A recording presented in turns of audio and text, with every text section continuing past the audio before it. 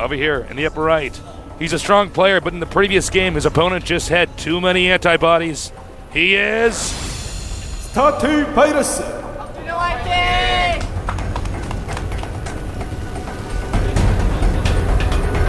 And down here in the bottom left, we have our Zerg player, champion of GSL Season 1. PSA FruitDealer. The Fruit Dealer. There he is. You want some fruit? Opens up his trench coat, all sorts of fruit inside. Now, a little story, guys. Oh, by the way, thank you to Intel and G-Skill and Coca-Cola for supporting us. A little story for those of you who are a little bit new to the GSL. Wonky, the Fruit Dealer, he actually was a StarCraft 1 programmer for a period of time, and it was was it his father or his mother got cancer? His father got sick. Father got sick. I don't know that it was cancer. Yeah, I can't confirm it was good, but some very severe illness. And he had to quit being a pro gamer and actually sell fruit on the side of the street. He was a very promising player on the Eastro Pro Gaming team. He had a lot of potential. He had actually beaten Nada on TV in Zerg vs. Terran. Yeah. So, if you don't know who Nada is, well, first of all, who are you? Slap yourself in the face. Somebody's there with you, have them slap you in the face. You got to know who Nada is. But this guy sold fruit for a period of time. Yeah. And then, things started to stabilize. StarCraft 2 came out, and he stuck with the name, the Fruit Dealer. Yeah. It's such a cool ID. In fact, his old ID was cool. Yeah, his old ID was cool. It was actually the word cool. Yeah. What's cooler than the word cool? Fruit Dealer. So,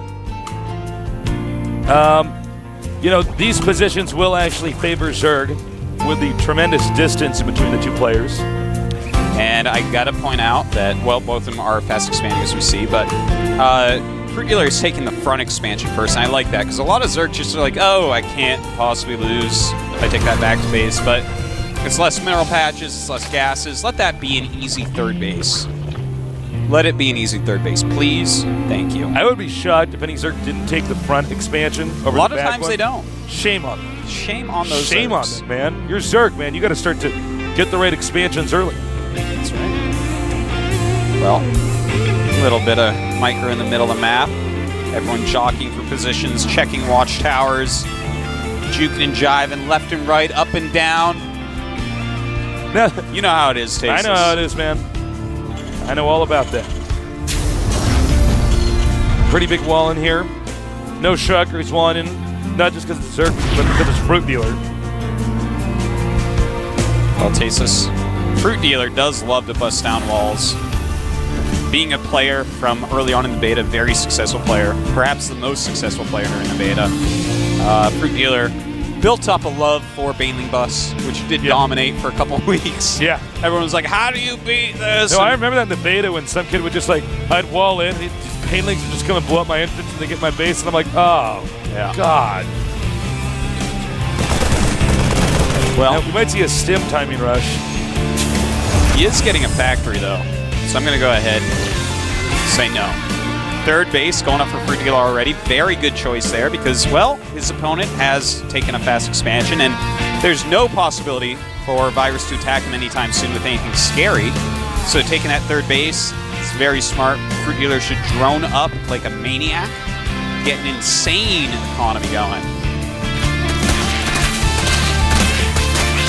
and take down those rocks. Now, with Zerg against a good player can be a bit of a tightrope walk because obviously in the early game you want to get drones, but good players will fake an attack, they'll feign pressure over and over and over again. It's scary when you're making attacking units, so then you don't have drones when you're actually in the mid game. Yeah, that is part of the dance of playing with Zerg and against Zerg. You have to tread this very fine line and get as many drones as humanly possible so that you get huge production later. And if someone successfully denies you that and scares you into making units too much, you're going to lose.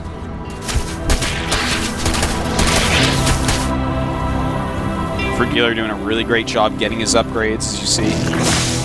Droning up quite a bit. And a Roach Warren before a lair. Good old Fruit Dealer. That's our Fruit Dealer. That's him. There he is. That's my little boy. That's our little Fruit Dealer. Baneling's Nest on the way. ton of drones still being produced. And what Zerg is doing, and this is the same rule for StarCraft 1, is when you get a very solid, nice escape upload, if you're not being bothered at all, what you're going to see is them sort of tech and get a bunch of tech structures at once and keep cranking out drones. And what they're doing is they're preparing for the late game. Yeah. I mean, it's all about balancing that, doing as much as you can while no one's putting pressure on you, so that when they do, you can just come down with the hammer of Zerg and crush them. The hammer of Zerg. The hammer of Zerg. Wow. Can I just point out how spooky this map is? It is. Look at the trees, spooky. man. You ever see when the creep hits those trees, Tasteless? Ooh, and it melts. They catch on fire. I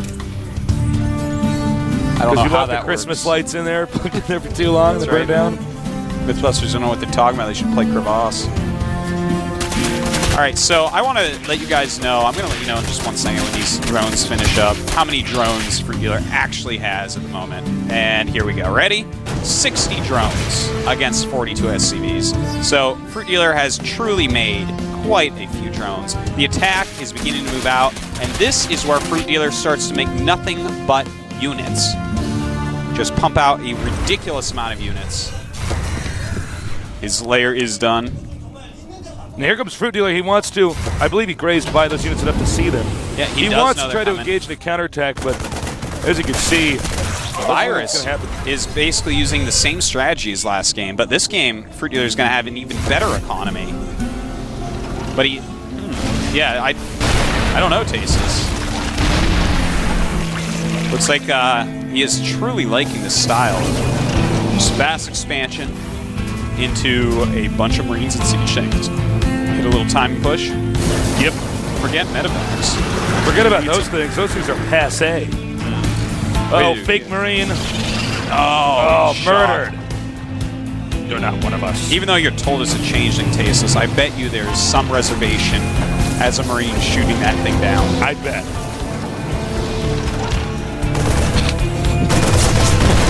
Now the Queen is under attack. Backs up. If the Siege Tanks get in range of the Hold That Thought. All right. Bunch of Banelings coming out. The Siege Tank's doing a good job there. Actually, that was, Hold That Thought. If the Siege Tank is killed, that's all it takes for this push to have to turn around. A ton of Zerglings coming up. He does have +1 melee. And I gotta say, FruitDealer's actually just so much better than Virus. yeah, he's completely crushing Virus here. Yeah. And look at that creep spread. Oh. It's like the acne of a 14-year-old boy. That is, puberty is tough. One that likes pizza a whole lot. You gotta stop eating that greasy food, man. Drink some milk with his pizza. Oh, it's all over. Oh, Has it's a Twix game over. afterwards. Oh, Are you kidding me? Stop, man. Oh, you're bringing me back to when I was 15. Get your oxy pads. All right. FruitDealer taking a 4th base right now. Baneling speed on the way. Nice little defensive spine. Doesn't need it. Well, you know, here's the problem is when you do these 2-base mid-game pushes, even if the 3rd base like this is almost free from the Terran, it's very difficult to recover because Zerg can double Expo. And let me just discuss the exact push you did. I mean, that can be good, the Virus's push, where you just kind of go up and put a lot of pressure on right away, but you have to be a little bit more aggressive with it. It's something that I saw a lot from amateur players, not quite pro players in StarCraft 1, where you get this nice army and you kind of get out there and you siege up near the Zerg and you're like, ah! And the Zerg is like, okay, and like it just sits there making units and you're not really pushing forward quick enough, and suddenly you die. You can't just sit in the middle of the map against Zerg. Now this is a mistake. If you're going to scout with Marines, scout with just one. Draw straws and just have that one unlucky Marine. By the way, I gotta say, judging from the direction the creep is headed, you know, if you look on the map, he's not covering the whole map. He's actually just pushing a ton of creep timbers towards his Terran's space. I think we're going to see a timing attack. Yeah, it's quite ominous, Tasteless. He does have +2 melee attack. His Spire is almost done. A ton of Zerglings still on the way. Carapace on the way. But there are so many Siege Tanks that if FruitDealer actually tacks into this, it's a little bit dangerous. He's going to do it. FruitDealer, he knows what he likes to do, and that's attack. Ton of Banelings coming in. No, he's got it. And oh my god, that was a lot of Banelings and Zerglings and Roaches. Okay. Get in the bunker. Oh no. Well, that's basically the game. some people are talking about how FruitDealer has not been as exciting as the other previous GSL champions. Hasn't been keeping up as much, but guess what? Obviously he has. Totally crushing Virus, a very high-level and talented player. All right. Damn. I cannot believe how good FruitDealer is. Actually, I can believe it, but I'm just shocked. Well, the first game was a little bit more impressive than the second game. FruitDealer's got it.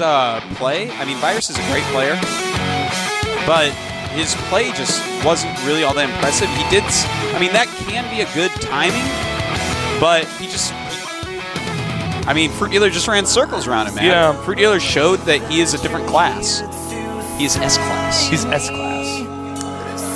Well, I think rightfully so. FruitDealer will stay in Code S for Season 6.